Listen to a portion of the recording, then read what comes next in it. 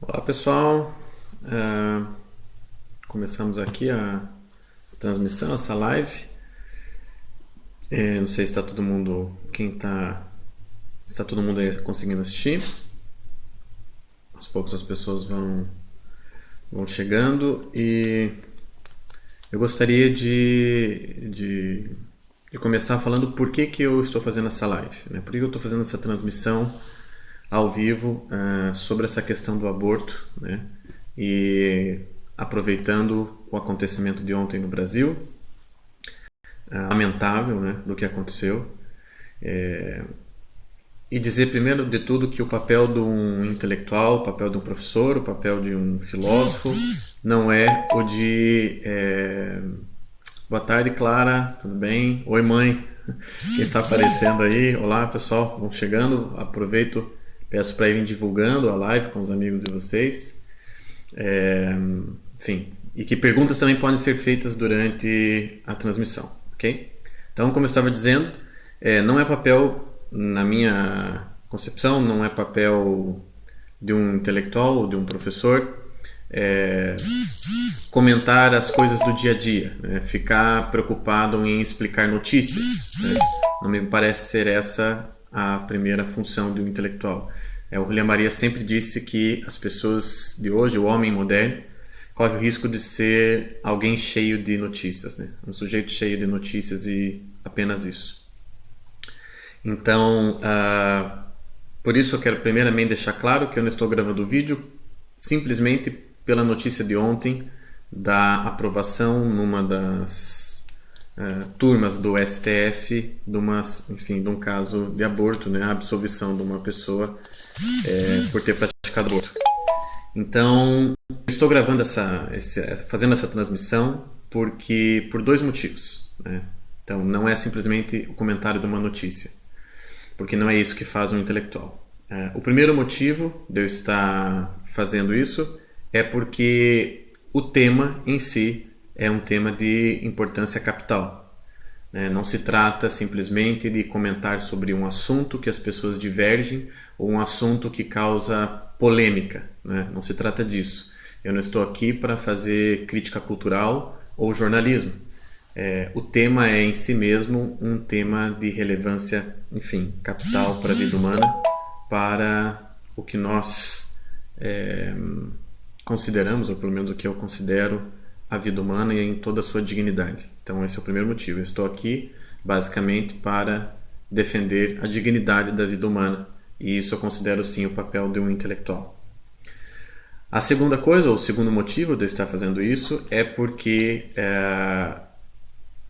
segundo o Julián Marias, e eu vou depois colocar nos comentários a essa transmissão, o aborto é a maior atrocidade, ou a aceitação do aborto é a pior coisa que aconteceu no século XX em relação à vida humana.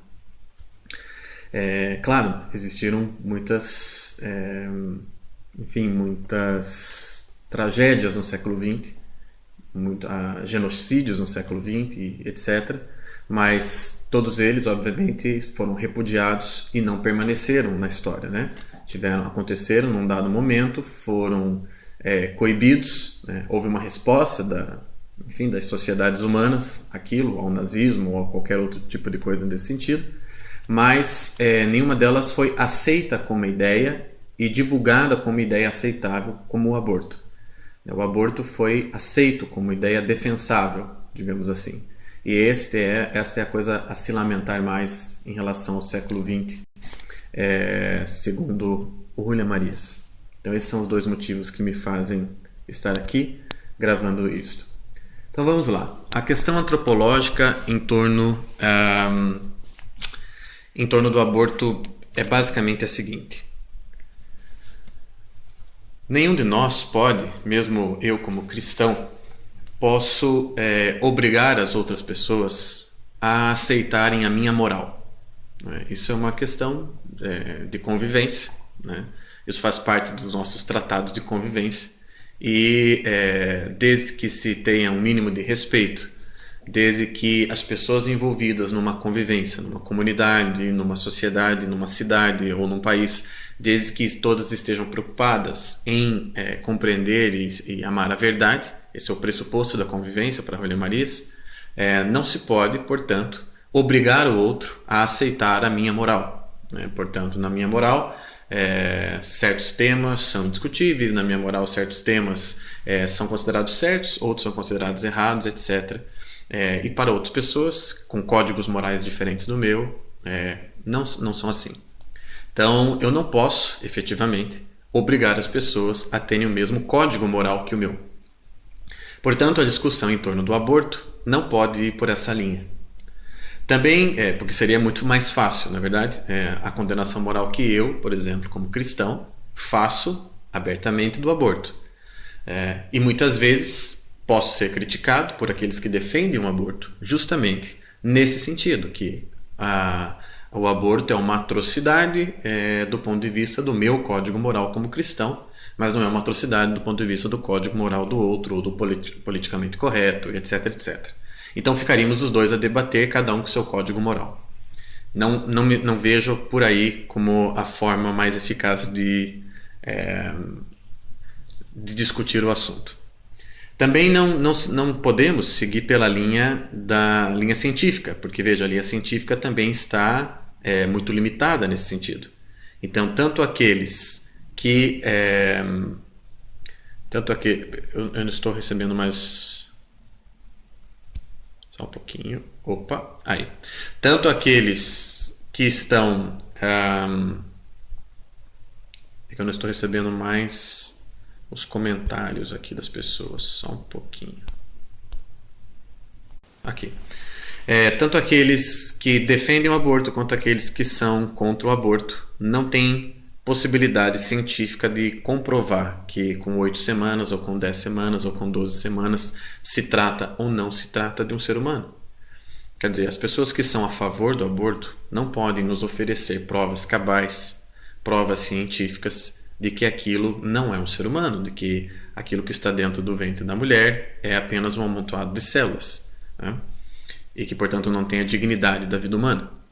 E nós, que somos contra o aborto, também não podemos provar via científica de que aquilo já é um ser humano. Não é uma coisa sujeita a esse tipo de prova. Então, não se trata também dessa via de discussão, né? Então, não é nenhuma questão moral, em termos de debate público, e também não é uma questão científica, que ambos os lados estão de mãos atadas aos limites da ciência e do que a ciência permite ou não permite comprovar.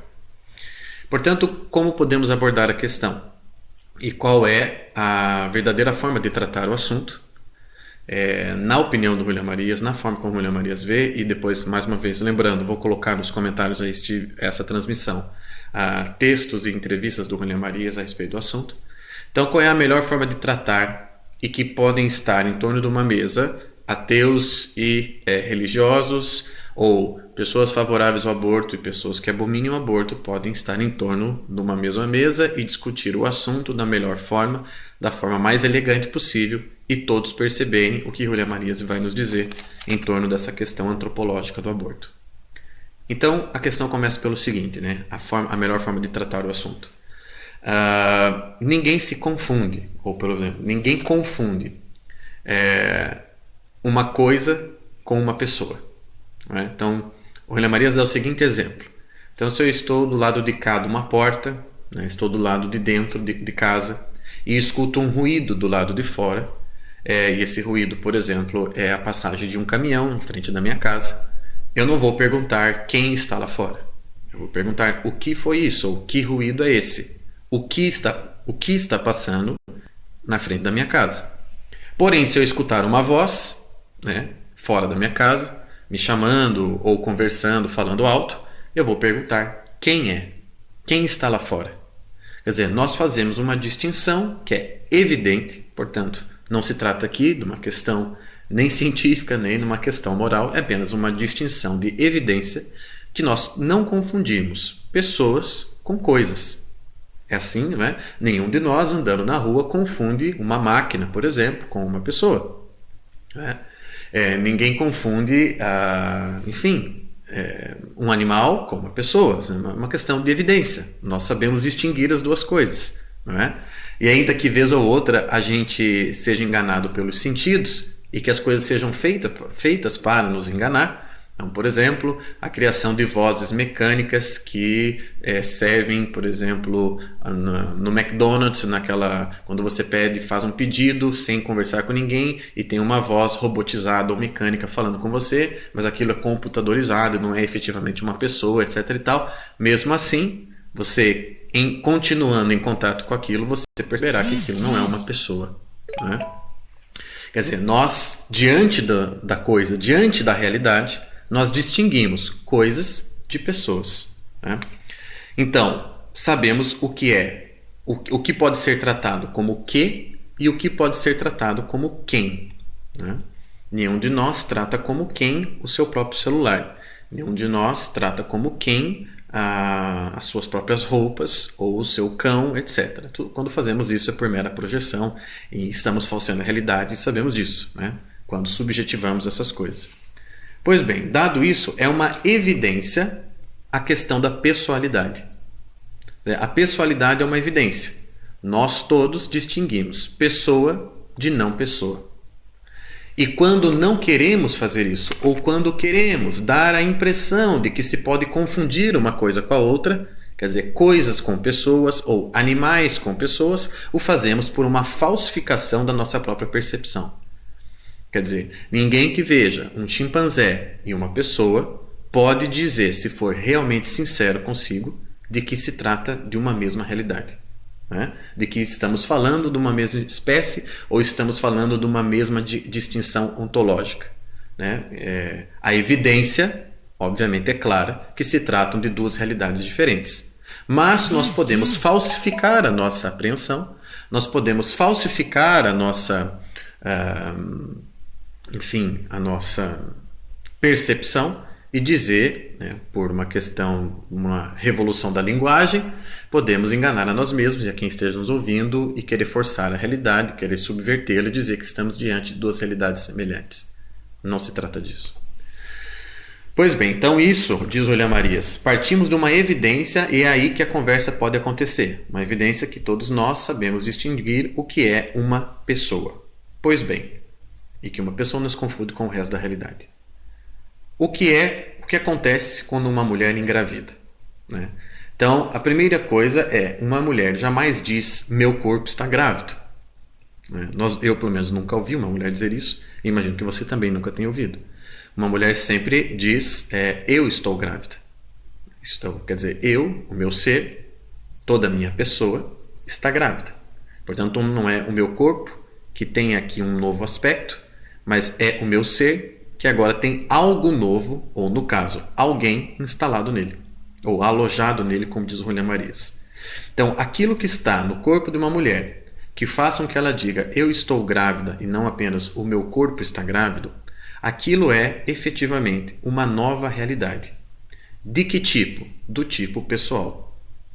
Nós sabemos que quando uma mulher engravida, não há a menor hipótese de dentro dela sair um cão, de dentro dela sair um banco, de dentro dela sair uma tampa de mesa, né? Nós temos a total consciência e clareza disso, que de dentro de uma mulher só é possível sair uma outra pessoa. Essa confusão, portanto, ela não existe, ela é mentirosa. Qualquer um que estabeleça uma confusão nisso está praticando charlatanismo. Nós sabemos que uma mulher só pode engravidar de uma outra pessoa. O que cientificamente nós estamos falando é que até os 3 meses nós não sabemos dizer com toda certeza se antes de 3 meses é um ser humano ou não é um ser humano. Mas nós já sabemos que só existe a possibilidade daquilo que está dentro do ventre da mulher vir a ser humano. Não existe outra possibilidade.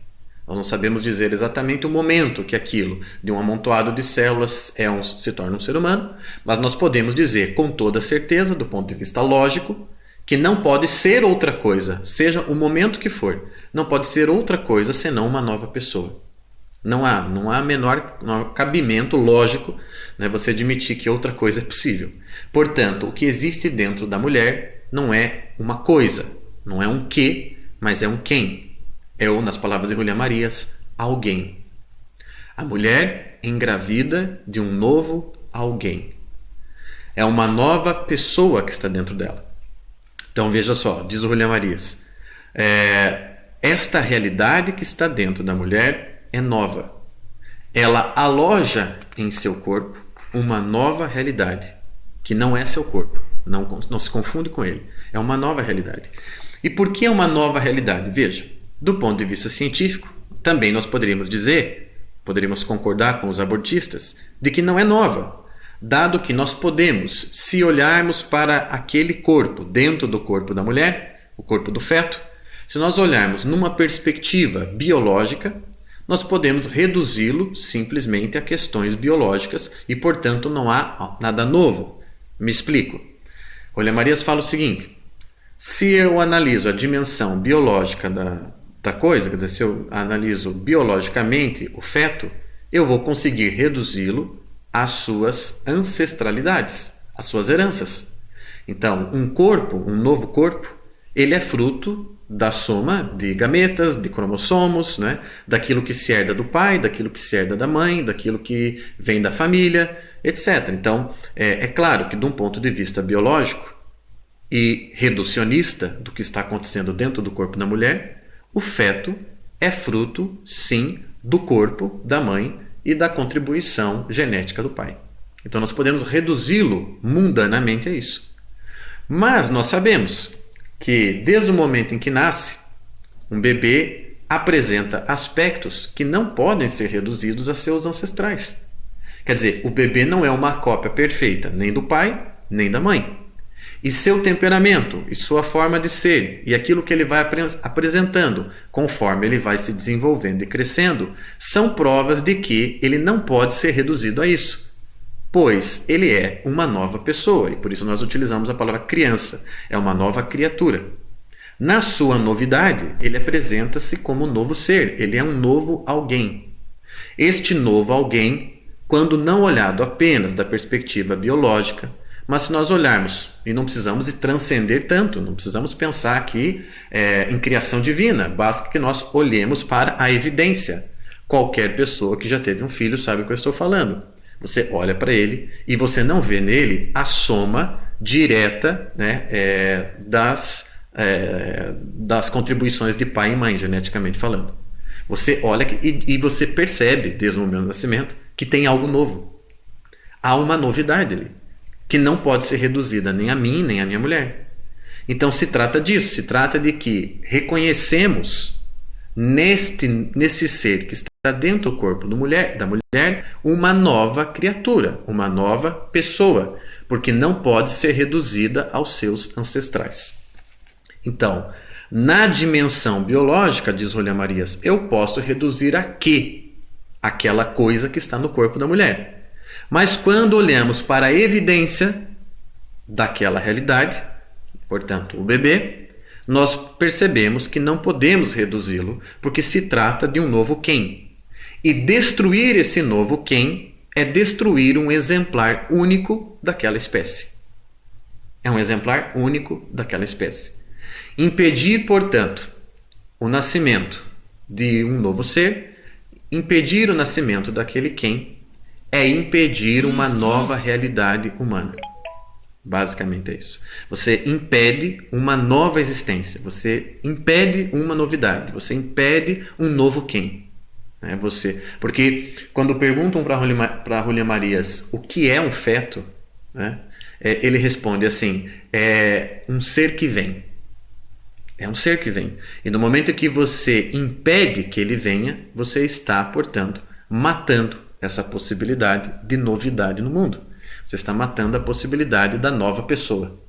Você não está resolvendo, destruir uma coisa. Você não está destruindo um aglomerado, um corpo. Você está impedindo a nova realidade. Você está impedindo um novo quem. Então isso era o primeiro ponto. Aquilo que está no corpo da mulher será tratado, inclusive, se vier a nascer, como tu, não como coisa. Nós nos dirigimos a esse novo ser como tu, nós subjetivamos isso. E esse novo tu vai se autotratar como eu. E nenhuma outra realidade da vida pode fazer isso. Nenhuma outra realidade na história, né, em toda a criação, nem o meu cão, nem qualquer outra realidade, pode se tratar como eu, pode referir-se a si mesmo como eu. Portanto, essa é uma distinção ontológica.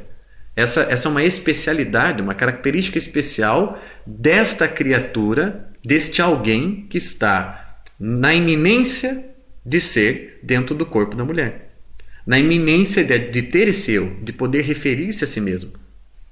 Portanto, nós estaremos impedindo, sim, um novo eu ao fazer o seu assassinato. O não nascido, diz Julián Marías, é uma realidade que vem se não a pararmos. Eu estava falando agora mesmo disso, né? Se nós não impedirmos, é uma nova realidade que virá. De alguma forma, todos aqueles que apoiam o aborto, ou que praticam o aborto, que dão seu auxílio para que o aborto aconteça, estão impedindo novas criações. E eu não estou falando de ontologia. Eu não estou falando de teologia. Estou falando simplesmente de lógica. Estou falando de pessoalidade. Estamos no plano da antropologia, não estamos no plano da teologia. Tudo que eu estou falando aqui pode ser visto e pode ser explicado também do ponto de vista teológico. E teologicamente há explicações para o impedimento do aborto, né? Para negarmos a possibilidade do aborto. Mas o meu propósito aqui não é esse, né? Eu não sou um padre e não estou na função de teólogo. A minha posição é de antropólogo, né? Antropólogo filosófico, que é o que eu faço. Antropologia filosófica é a minha área. Então eu estou aqui apenas dizendo que a realidade daquilo que está dentro do corpo da mulher não é uma coisa, é um quem. Negar a sua existência é negar a criação de uma nova pessoa. Porque do corpo da mulher não pode sair outra coisa senão uma pessoa. Também alguns quando advogam a favor do aborto, advogam, por exemplo, em situações em que forem percebidas ainda na gestação anormalidades no feto, seja os anencéfalos, ou sejam outros problemas que possam ser percebidos cientificamente durante a gestação. Há pessoas que eu ainda não estou vendo os comentários de vocês. O que será que eu fiz de errado aqui? Porque as pessoas, eu sei que elas estão marcando e fazendo comentários, mas eu não estou conseguindo ver. Eu devo ter apertado alguma coisa aqui que ferrou com tudo. Eu peço desculpa, porque é a primeira vez que eu estou fazendo transmissão. Enfim. Também depois vocês podem deixar perguntas, eu vejo as perguntas e, na medida do possível, eu respondo depois no post a respeito da transmissão, tá? Então, o Julián Marías diz, bom, se nós adotarmos o critério de que há normais, né? Portanto, que não correspondam aos critérios de perfeição que nós estabelecemos, né? Que os anormais não podem viver, porque devemos restringir isso apenas aos não nascidos, porque não ampliamos essa noção de anormalidade, né? E de injustificação da vida dos anormais, porque não ampliamos isso para os já nascidos, né? Ou as pessoas em decrepitude, ou os velhos, ou os muito doentes, ou as pessoas com deficiências adquiridas ao longo da vida, porque também não nos desfazemos delas, né? Porque afinal de contas elas já não correspondem com o padrão que nós estabelecemos como aceitável para a vida humana, né? Podemos fazer isso, né? Se vamos adotar então o discurso da anormalidade, por que restringi-lo apenas aos não nascidos? Já que já se fala hoje de aborto pós-nascimento, por que não também fazermos essas correções, né? Também com pessoas já adultas? Por que isso soa mais monstruoso para nós? Se trata de uma mesma coisa. Quer dizer, a monstruosidade está já na ideia de impedir a pessoalidade. A monstruosidade já está dada. Já é monstruoso você aceitar a ideia de que é legítimo impedir a vida de uma pessoa. A monstruosidade já está aí. Se ela acontece antes do nascimento ou depois do nascimento, não faz grande diferença. A questão é que depois do nascimento você está vendo, né? Jogar fora uma criança de 2 meses ou de 1 semana nos soa mais monstruoso, porque nós estamos vendo esse corpo, nós estamos vendo essa pessoa chorando, gritando, etc e tal, com fome. Então isso nos soa mais monstruoso porque estamos percebendo pelos sentidos aquilo.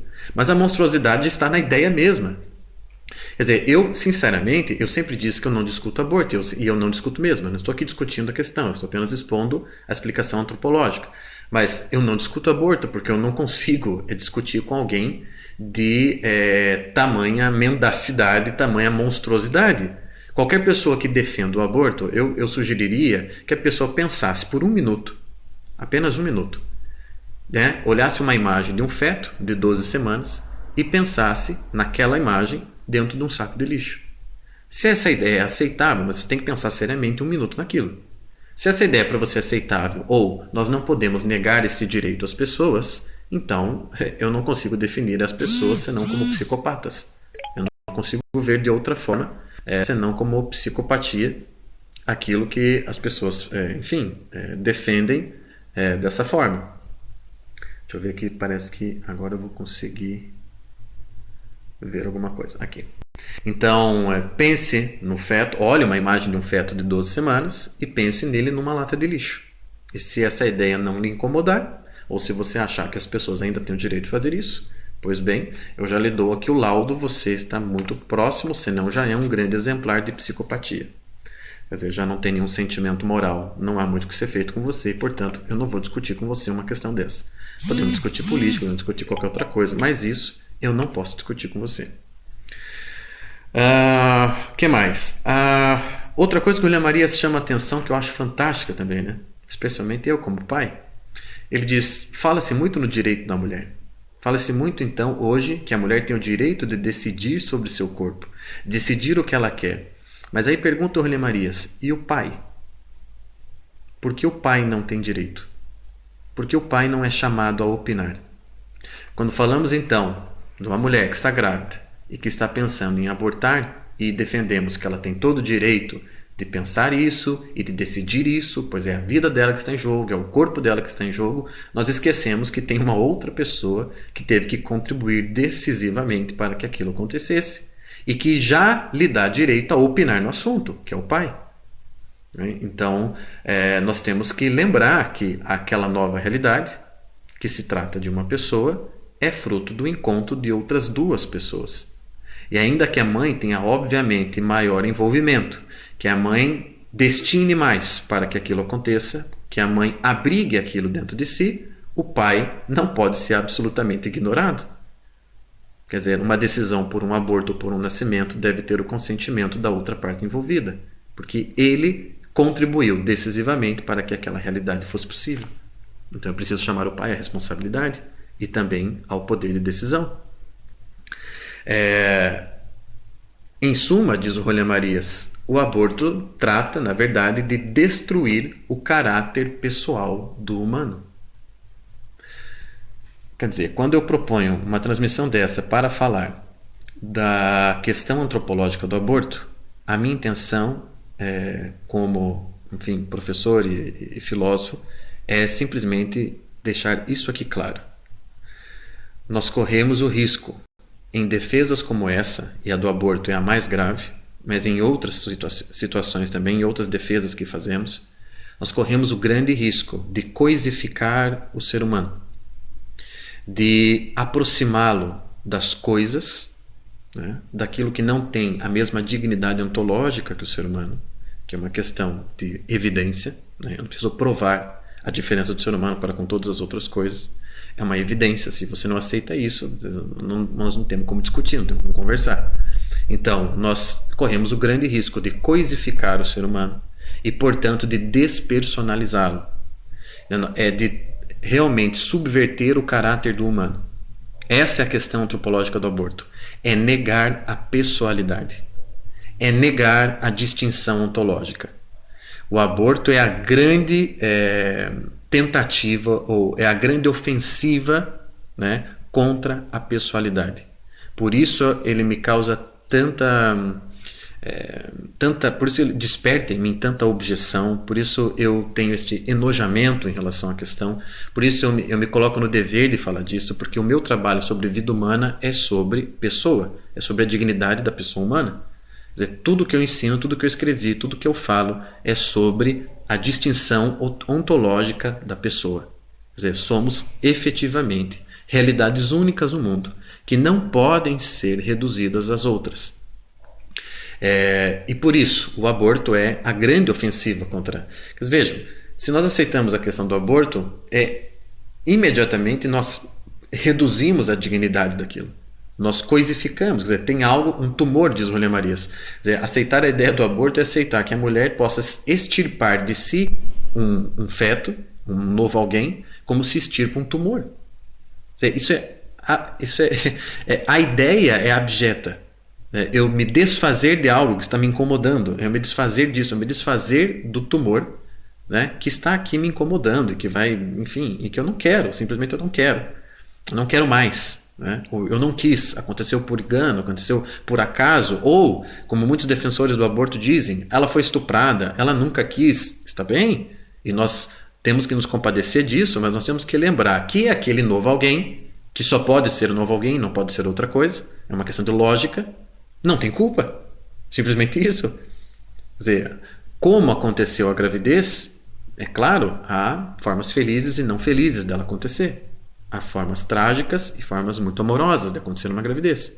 Mas, de fato, depois de acontecido, nós temos ali uma iminência de pessoalidade, uma iminência de ser. E impedi-la é, logicamente falando, um assassinato.